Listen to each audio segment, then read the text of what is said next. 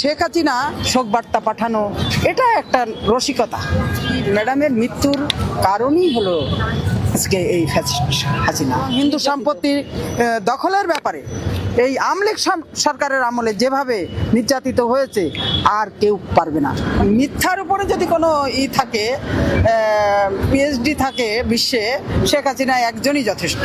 অস্বাস্থ্যকর একটা পরিবেশে তাকে রেখে মানসিক নির্যাতন, শারীরিক নির্যাতন বিভিন্নভাবে এই স্বৈরাচারী শেখ হাসিনা যা অত্যাচার ওনার উপরে করে গেছে, উনি আরও অন্তত 10 বছর নির্বিঘ্নে বেঁচে থাকতেন, ওনাকে তিলে তিলে শেষ করে দেওয়া হয়েছে। এবং ম্যাডাম একটা কথাই বলেছেন, যখন উনি তো সুবিধা যত রকম আছে পৃথিবীর স্বৈরাচারী আচরণ করে প্রত্যেকটা সেক্টরে ওনার স্বৈরাচারী আচরণে মানুষ অতিষ্ঠ।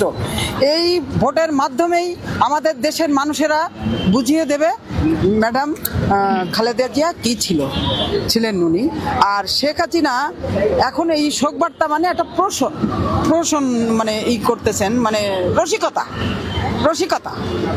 হ্যাঁ, দেশের মানুষই এটা জবাব দিবে। ভোটের মাধ্যমে গণতন্ত্র ফিরে আসবে, পুনরুদ্ধার হবে। এবং ম্যাডামের সন্তান হিসাবে আমাদের ভারপ্রাপ্ত চেয়ারম্যান মহোদয় ও যথেষ্ট দেশপ্রেম তার ভিতরেও প্রতিফলিত হচ্ছে।